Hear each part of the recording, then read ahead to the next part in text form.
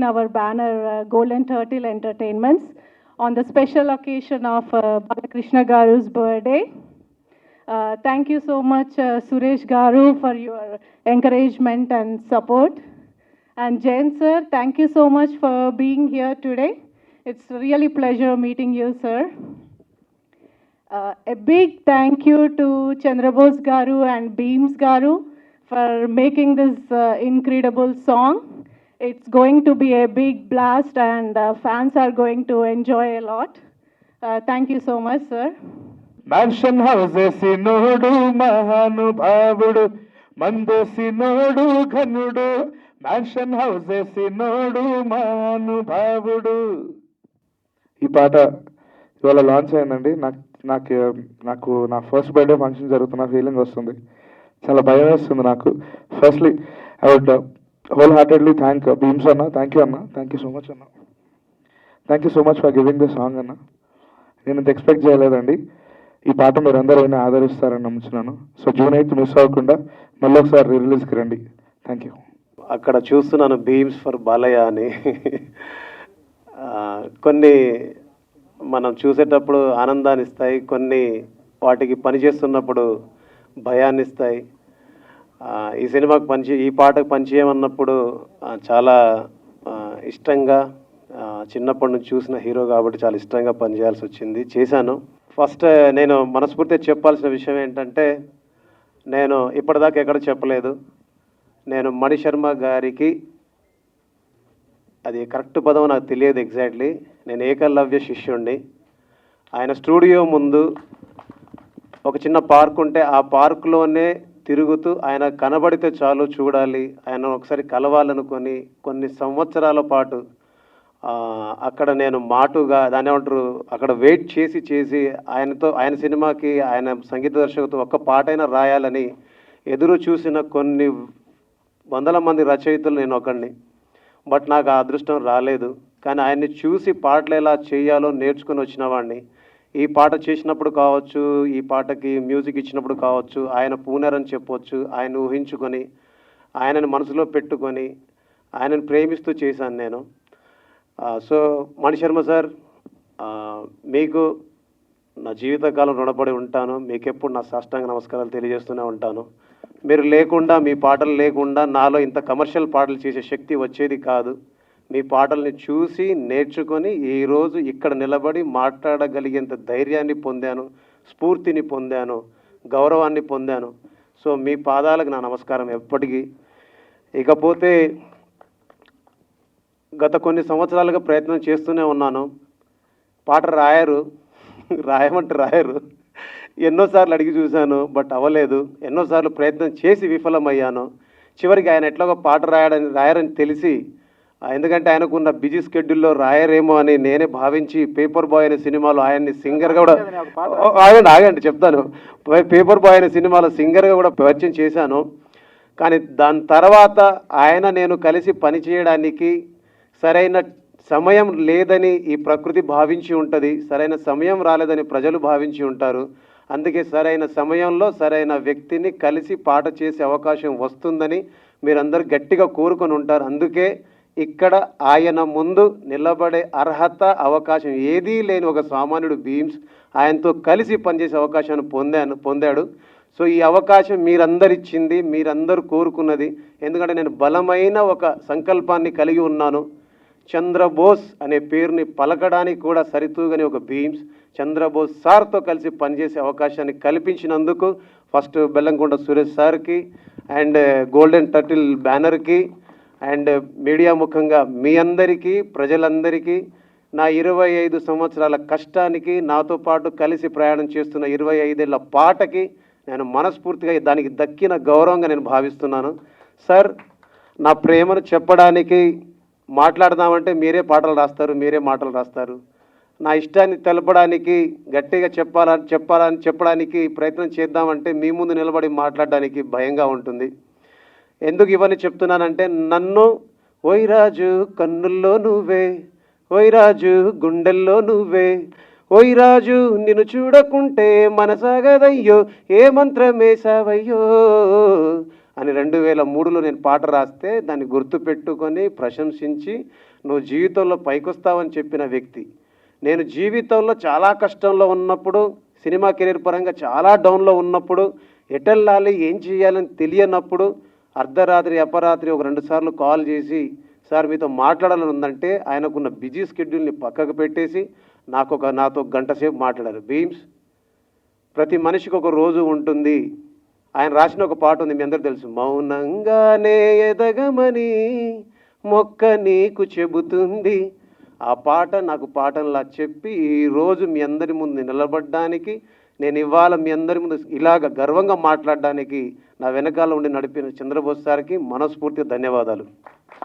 ఇక ఫైనల్గా చంద్రబోస్ గారిని పొగుడుతున్నా అనుకోకపోతే ఫైనల్ ఒక వర్డ్ చెప్తాను మీ అందరికీ.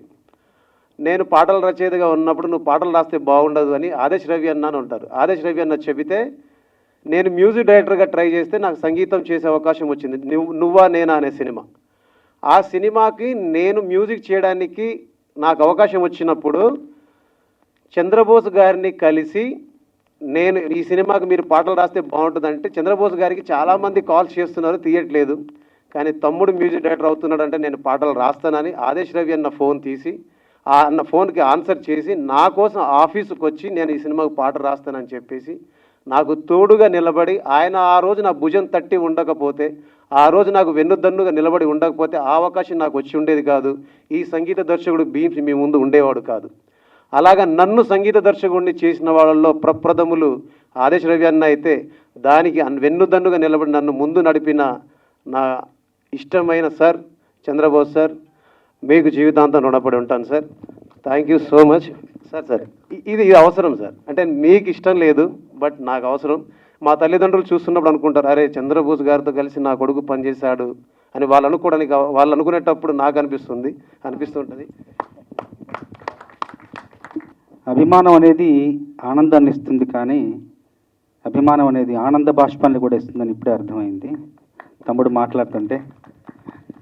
చేసింది ఏం లేదు, కానీ అప్పుడప్పుడు ఫోన్ చేస్తే మాట్లాడి తప్పకుండా ఎదుగుతావు, నీకు మంచి భవిష్యత్తు ఉంది, మంచి ప్రతిభ ఉంది, మంచి వినయం విధేయత అన్నీ ఉన్నాయి, తప్పకుండా ఎదుగుతావు, నేను అదే దారిలో అదే మార్గంలో అదే నమ్ముకొని వచ్చాను, నువ్వు కూడా తప్పకుండా ఎదుగుతావు, ఎప్పుడు ఆ శుభ ఆకాంక్షలు వ్యక్తం చేసేవాడిని. నేను ఇచ్చింది అదే, నేను చెప్పింది అదే, దాన్ని ఆలంబనగా చేసుకుని ఈరోజు అంకుర దశ నుండి చూస్తున్నాను తనను. అంకుర దశలో ఉన్న భీమ్స్ సుశాన్ ఇప్పుడు అనంతాకాశం వైపు చేతులు చాస్తున్న మహావృక్ష దశలో తనున్నాడు. తనతో కలిసి పనిచేసే అవకాశం నాకు వచ్చింది. చాలా రోజులుగా అనుకుంటున్నాం, కుదరట్లేదు. మొత్తానికి మళ్ళీ సురేష్ గారి, జయంత్ గారి మంచి మనసుల వల్ల ఇది సాధ్యమైంది. తప్పకుండా నాకు ఏమాత్రం అవకాశం ఉన్న భీమ్స్ ప్రతి సినిమాలో రాయడానికి ప్రయత్నిస్తాను. దర్శకుడు కోరుకుంటే కనుక తప్పకుండా ప్రతి సినిమాలో ఒక మంచి పాట, 2 మంచి పాటలు, మీరు ఎన్ని కోరుకుంటే అన్ని మంచి పాటలు రాయడానికి నేను ఎప్పుడూ సిద్ధంగా ఉన్నా. నా పని పాటలు రాయడమే, వేరే ఏం లేదు. తర్వాత సురేష్ గారు నన్ను చాలా అభిమానించే నిర్మాత. ఇప్పుడు భీమ్స్ పాడిన మౌనంగా కూడా నా జీవితానికి ఒక చరితార్థుని చేసిన నా జీవితంలో అలాంటి పాట రాసే అవకాశం కూడా సురేష్ గారి సినిమాలోనే వచ్చింది. జయంత్ గారు నన్ను ఎక్కువ ప్రోత్సహించే వ్యక్తి. ప్రేమంటే దాని నుండి ప్రేమించుకుందాను రా, శంకరదాదా ఎంబీబీఎస్ అప్పటి నుండి జమినీలో ఉన్నప్పటి నుండి నన్ను బాగా ప్రోత్సహించేవాళ్ళు. చాలా ఒక స్నేహభావంతో ఉంటారు. జయంత్ గారితో, మళ్ళీ సురేష్ గారితో, వీళ్ళందరితో కలిసి పనిచేసే అవకాశం వచ్చినందుకు వీళ్ళందరినీ వేదిక మీద కలిసి కూడా నాకు చాలా ఆనందంగా ఉంది. ఇక నా 31 ఏళ్ల సినిమా రంగ సాహిత్య ఈ ప్రస్థానంలో అతి విచిత్రమైన విన్యాసం ఎదుర్కొన్నాను ఈ సినిమాకి, ఈ పాటకి. ఏంటంటే రకరకాల ఎన్నో సవాళ్ళు చూశాను, దాటాను, అధిగమించాను, కష్టపడ్డాను, అంతా చేశాను. కానీ ఈ సినిమాకి మాత్రం విచిత్రం ఏంటంటే, ముందు ఈ పాటను బాలయ్యబాబు మీద ముందు చిత్రీకరించిన తర్వాత ఎందుకో నచ్చక మళ్ళీ దేవుణ్ణి పిలిచావంటే పాట చిత్రీకరించి అది సినిమాలో పెట్టారు. ఇప్పుడు ముందు చిత్రీకరించిన పాట అట్లాగే ఉండిపోయింది క్యాన్లలో. ఇప్పుడు కొత్తగా రిలీజ్ చేస్తున్నారు కాబట్టి ఆ పాటను పెడదామన్న ఆలోచన సురేష్ గారికి రావడంతో నన్ను చూడమన్నారు. ఇప్పుడు ఆ పాటకు సంబంధించిన ఆడియో లేదు, పాట లేదు, ట్యూన్ లేదు, సాహిత్యం లేదు, కేవలం విజువల్స్ ఉంటాయి. ఆ లిప్ మూమెంట్తో ఒక డ్యాన్స్ మూమెంట్ మాత్రమే ఉంటుంది. దాన్ని చూసి దాన్ని డీకోడ్ చేయాలి, క్రాక్ చేయాలి. నన్ను పిలిచారు ఆఫీస్కి. వెళ్ళగానే చూడగానే ముందు ఇది చాలా అసాధ్యం, ఇంకా క్లిష్టం, ఇంకా ఇది అవ్వదు అనుకున్నా. కానీ మళ్ళీ ఒకసారి ఆలోచించి చేద్దాం చేస్తే ఒక చరిత్రగా మనం చెప్పుకోవచ్చు, మిగిలిపోతుంది మన జీవితంలో, అత్యంత ఒక మధురమైన ఘటనగా మిగిలిపోతుందని ఆలోచించి ముందు చాలా జాగ్రత్తగా ఒక గంటన్నర అసలు తాళం ఏంటి, లయ ఏంటి, ఏ టెంపోలో ఉందని దాన్ని మాత్రమే డీకోడ్ చేసుకుంటూ వచ్చి ఈ టెంపోలో ఉంది, ఈ లయలో ఉంది, ఈ తాళంలో తర్వాత మళ్ళీ ఒక రోజంతా కూర్చుని ఏం రాస్తే బాగుంటుందని చెప్పేసి సురేష్ గారి ఎగ్జిక్యూటివ్ ప్రొడ్యూసర్కి మన వంశీ అని ఉన్నాడు, ఆ వంశీ గారితో కూర్చొని మేము ఇద్దరం డిస్కస్ చేస్తూ కార్లో వెళుతూ మ్యాన్షన్ హౌస్ని పట్టుకొస్తే బాగుంటుంది, బాలయ్య గారి జీవితంలో ఇది చాలా ప్రచారం పొందింది కాబట్టి అని ఆలోచిస్తూ అప్పుడు కారులో చెప్పాను, మంచినీళ్ళు తాగినోడు మామూలోడు, మజ్జిగ తాగినోడు మంచోడు, మందేసినోడు ఘనుడు, మ్యాన్షన్ హౌస్ వేసినోడు మహానుభావుడని కారులో చెప్పి వెంటనే సురేష్ గారు చెప్పగానే చాలా బాగుంది, చాలామంది ఇంకా ప్రొసీడ్ అవ్వండి అని చెప్పారు. మళ్ళీ ఇంకొక రోజు కూర్చొని చరణాలన్నీ రాసి మొత్తం రాసిన తర్వాత రాసింది అట్లాగే యథాతథంగా భీమ్స్కి ఇస్తే రాసిన సాహిత్యానికి ఒక అక్షరం మార్చకుండా అత్యద్భుతంగా స్వరాలు సమకూర్చాడు. అంత సమర్థుడు. కాబట్టి ఈరోజు మీరు విన్న పాట అంతా కూడా రాసిన దానికి సాహిత్యం సమకూర్చాం. అంత సందర్భ శుద్ధితో రాసిన పాట కాబట్టి అంతే అద్భుతంగా సంగీత శుద్ధి కూడా తనలో ఉంది. కాబట్టి ఇలా పాట అందంగా అందరి ఆదరణ పొందే విధంగా ఈ పాట రూపకల్పన జరిగింది. ఈ పాటను బాలయ్య బాబు అభిమానులకు అందరికీ అంకితం చేస్తున్నాం.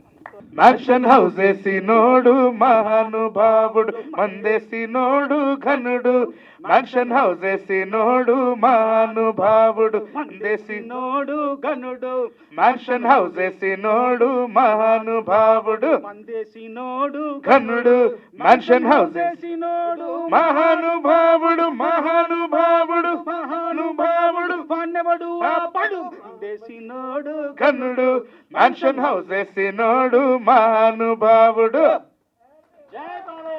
జై బాలయ్య. ఈ సాంగ్ తీసి ఏది పక్కన పెట్టిన సాంగ్ తీసి దీన్ని ఏమైనా చేద్దామంటే నేను ఇంపాసిబుల్ అన్నాను, ఈయన అన్స్టాపబుల్ అన్నాడు.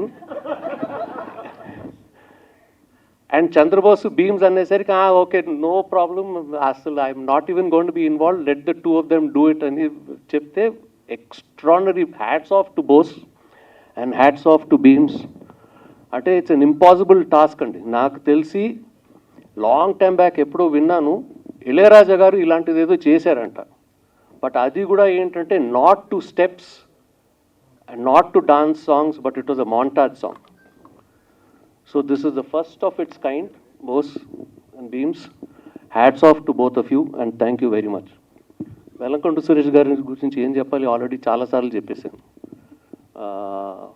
ఒకప్పుడు when we did this film, అప్పుడు త్రిమూర్తులు ప్రొడ్యూసర్స్, రామనాయుడు గారు, దత్ గారు, అరవింద్ గారు, these were the people there. And I said they has to be a fourth అండి, అప్పుడే 4 స్తంభాలు ఉంటాయి, they'll be a foundation for the industry అని. This is the man. Suresh garu, all the best. Thanks అండి. అండ్ జై బాలయ్య. బీమ్స్ ఒక ఫోన్లోనే నాకు ఇలా ఉంది, నాకు చేసి పెట్టాలి అనగానే, సార్ మీరు పంపించండి సార్ పిక్చర్ అన్నారు. పంపించినాక సార్ ఇది ఎలా సాధ్యం సార్ అన్నాడు. మీరు చూడండి చంద్రబోస్ గారు లిరిక్స్ రాస్తున్నారు. అవునా, అయితే ఓకే సార్ అన్నాడు. అని ఇంత బిజీ షెడ్యూల్లో ఈ సాంగ్ చేయటం నిజంగా ఆయనకి నా హృదయపూర్వక ధన్యవాదాలు తెలియజేస్తున్నాను బీమ్స్ గారికి. అలాగే చంద్రబోస్ గారు ఎంత బిజీగా ఉన్నా నాకు ఆయన బాగా కావాల్సినోడు. నాకు చంద్రబోస్ అంటే చాలా ఇష్టం. నా సినిమాల్లో ఒక్క పాట ఎవరన్నా బయట రాస్తారు, మొత్తం పాటలన్నీ చంద్రబోస్ గారు రాస్తారు. నా సినిమా ఏదైనా సరే అంత ఇష్టం నాకు చంద్రబోస్ గారు అంటే. అలాగే ఇప్పుడు 21 years తర్వాత మళ్ళీ రిలీజ్ చేస్తున్నాను లక్ష్మీనరసింహ. చేస్తానంటే నందమూరి అభిమానులకి ఏదో రకంగా ఒక సర్ప్రైజ్ ఇవ్వాలి. ఏమి ఇవ్వాలి, ఎలా ఇవ్వాలని ఆలోచిస్తుంటే నాకు ఒక ఆలోచన వచ్చింది. మనం ఈ సినిమాలో 2 సాంగులు చేసాం. ఒక సాంగ్ షూట్ చేసాం కానీ సినిమాలో లేదు. ఆ సాంగ్ని ఎలాగైనా ఈ సినిమాలో యాడ్ చేయాలి. ఎలాగా అని చెప్పేసి ఒక 3 months ప్రసాద్ ల్యాబ్లో ఎదిగితే నెగిటివ్ దొరికింది కానీ సౌండ్ దొరకల. సౌండ్ లేదు, ఓన్లీ పిక్చర్ ఉంది. పిక్చర్ ప్రింట్ చేసి ఫస్ట్ చంద్రబోస్ గారికి, డైరెక్టర్ గారికి, తర్వాత బీమ్స్ గారికి పంపించాను. ఈ సాంగ్ని వాయిస్ లిరిక్స్ రాసి రికార్డ్ చేయాలి సార్ అన్న. ఇది ఎట్లా సార్, ఇది ఎలా పాసిబుల్ అన్నారు. పాసిబుల్ కాందే చేస్తేనే పాసిబుల్ అయింది, ఒక్కసారి ట్రై చేయండి అని అడిగాను. ఆ ట్రై చేసింది ఎలా ట్రై చేశారంటే, ఒక అద్భుతమైన పాట నిన్న రాత్రి డిస్ట్రిబ్యూటర్కి వినిపిస్తా అన్నారు. సార్ ఎందుకు సార్ ఈ సినిమాలో కొత్త సినిమా తీసి పెట్టండి సార్, బ్లాక్ బస్టర్ హిట్ అయింది ఈ సాంగ్ అని. అంటే ఈ సినిమా కూడా బ్లాక్ బస్టర్ మళ్ళీ హిట్ అవ్వాలని నా మనస్ఫూర్తిగా కోరుకుంటూ, నందమూరి అభిమానులు ఇది సినిమాని పెద్ద హిట్ చేయాలి మళ్ళీ మళ్ళీ, ఎందుకంటే బాలయ్య బాబు బర్త్డేకి వస్తుంది.